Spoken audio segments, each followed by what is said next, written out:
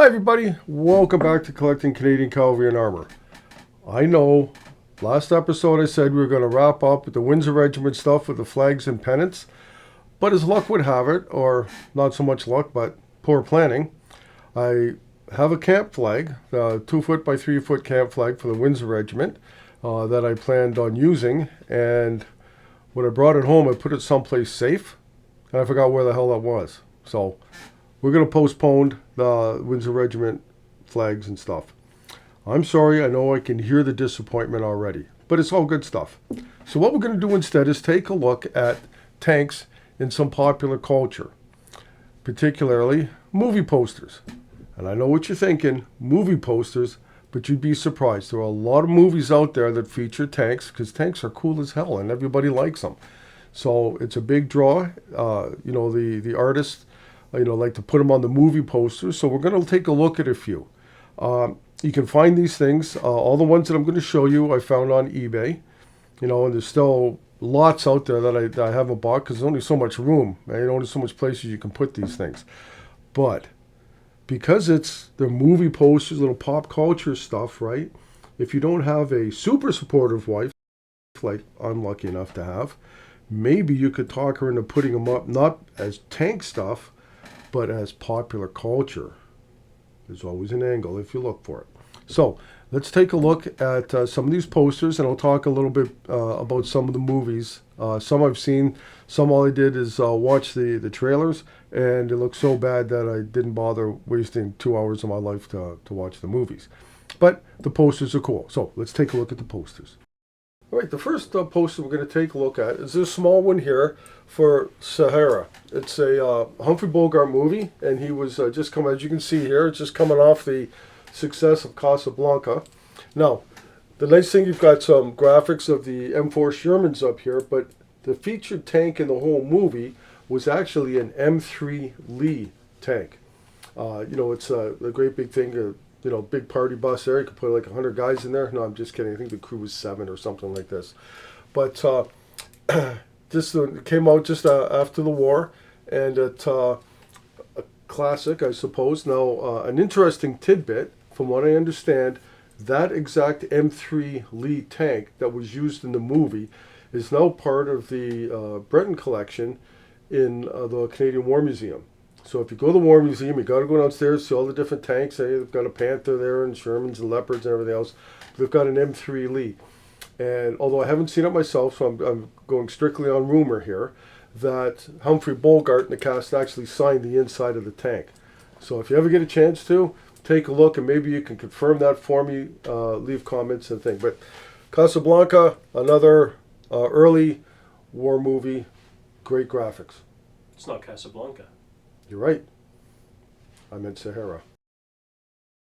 The next one we're going to take a look at here is James Garner in his movie Tank. In this one, he plays a sergeant major. Just gets transferred down to a base in the south. I don't know. I'm not sure what the base was. I don't think they ever mention it, but he has, like I'm sure many of us would like, he has an M4 Sherman, fully operational. Hey, God bless America. But anyway, during the movie, his son gets in some trouble.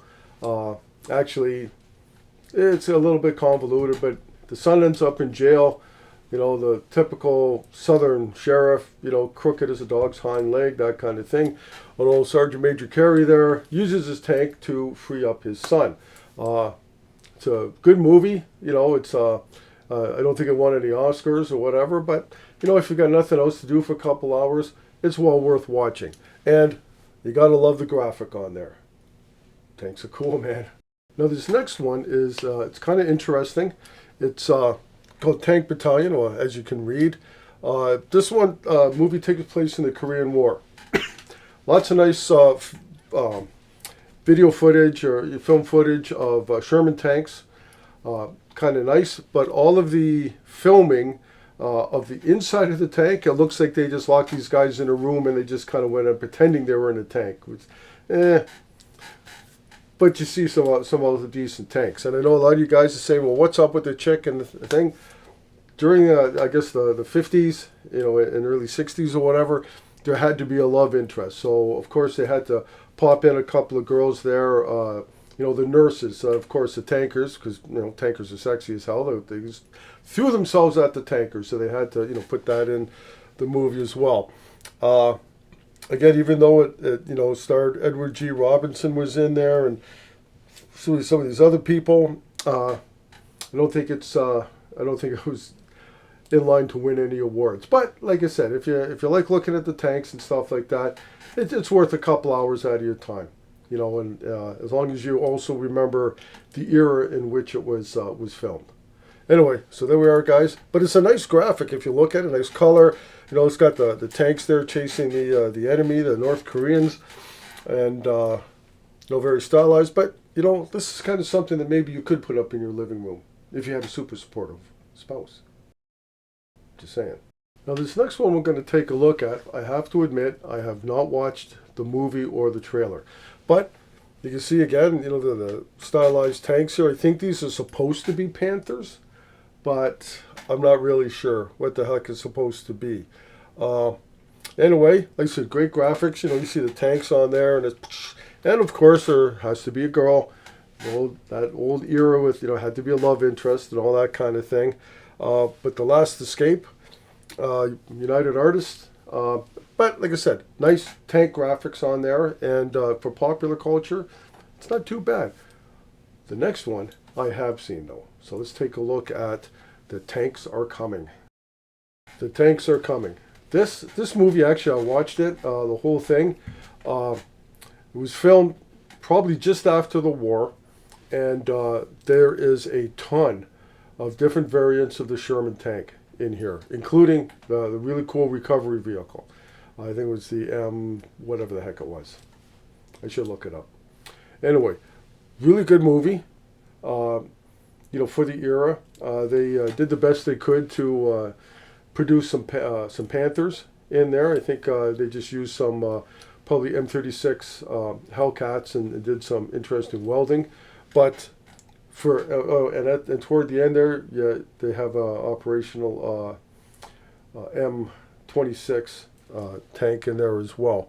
Like I said, good movie, and actually, for the time, and especially if you're looking at the different tanks and stuff like that, this actually is really worth the time to sit down and watch it. So if you get a chance to, it's available on YouTube. You don't even have to pay for it. And The Tanks Are Coming. The happy, scrappy story of Uncle Sam's iron nerve yanks and tanks.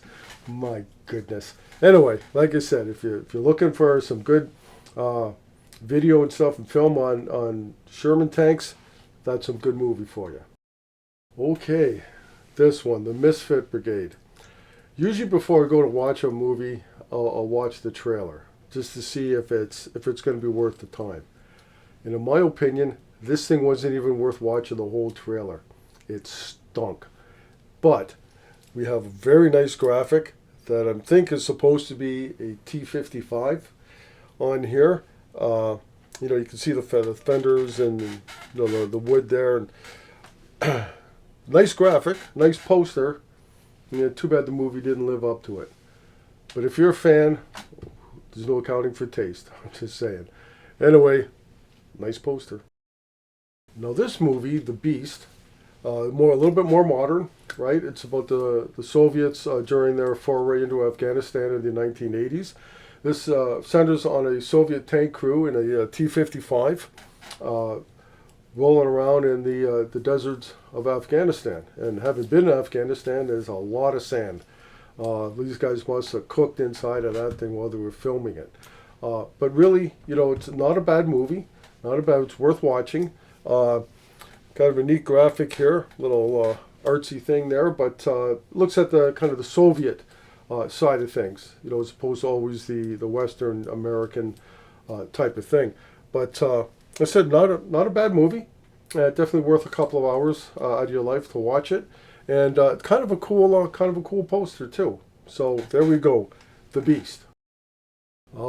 Now for one of my most favorite movies. I watch this thing probably at least once a year, maybe a couple times a year. Kelly's Heroes. Fantastic story, and a lot of shots of the Sherman tanks and stuff. Now it is true that they go up and they face a couple of Tiger tanks. I hope I'm not spoiling this for anybody, but those tanks were actually Soviet ones that they had got, and they welded stuff to it to make it look like a decent rendition of a Tiger, right? But again, very hard to find real Tigers to use in movies, especially back then. But Kelly's Heroes, like I said, fantastic movie, a lot of fun. You see lots of armor in there, the Shermans and that type of thing. Interesting story, and a fantastic tank crew. I mean, really, you can't beat Oddball, don't hit me with them negative waves and all that kind of stuff. Well worth the time to watch this movie. I got to tell you, like I said, Cast the Stars, all the big names were in it. Even Don Rickles. Fantastic movie. Like I said, one of my favorite, and you got to love the graphics too. Fantastic movie, Kelly's Heroes. Okay, guys, to wrap up this episode, we're going to take a look at the movie poster for Fury. Came out a few years ago. Again, a very good movie. And the spectacular thing about this is all of the tanks that were being used really were the tanks that were supposed to portray, including the Tiger. The Tiger 131 is in the Bovington Tank Museum, and that's where all these armored vehicles came from, the Tank Museum. And to actually see one moving around was just fantastic. It's right now it's the only operational Tiger in the world, although the Australian Armour and Artillery Museum is refurbishing theirs, so there'll be two left in the world. Fantastic story. They did a wonderful job depicting tank crews in the Second World War. I see some of the battle scenes in there, where the Tiger just takes out a Sherman, punches a hole in the front, goes right out the back, which apparently was quite accurate. That high velocity 88 millimeter gun with the armor piercing rounds that the Tiger had was just devastating, absolutely devastating. And they show too where some of the smaller caliber guns on the Shermans, would just bounce right off the front, which is disheartening as hell for a tank crew to see that you can't even, knock out the enemy that's kicking the hell out of you. And again, Brad Pitt, on it, the big draw, and some of these other actors have been in a few movies too. But good story, good movie, and nice graphic of the tank there. And if you actually want to see it, you go to the Tank Museum in Bovington, and they left it exactly the way it was from the movie, with the wood on there and everything else. So, movies, it's such a big part of our popular culture, and it's great seeing, tanks in the movies, of course, and you can see the posters, and they're a nice artistic pulp culture kind of thing, but they're involving tanks, so it's definitely within our frame of collecting, right? Within our group there. It'd be a nice lead-in, maybe into your collecting room. Have a few of these things outside or whatever, maybe even in your office. You never know. But like I said, guys, it's something a lot of people don't think about when we think about collecting armor and cavalry stuff. And I just think it's a really neat addition, right, to everything you have. It's different than badges and uniforms and everything else, but the movie posters and the graphics, they're really great. And like I said, and there's lots of them out there, and you can pick them up fairly cheap. I just buy the frames at Walmart, and you can put them in there, and it protects them and makes it easy to hang up. So I hope you guys enjoyed this episode of Collecting Canadian Cavalry and Armour. We took a little variation because, didn't have any Canadian stuff in there. But again, great graphics, looking at the tanks, and gives you something to watch on TV. Anyway, I hope you guys enjoyed it, and happy collecting.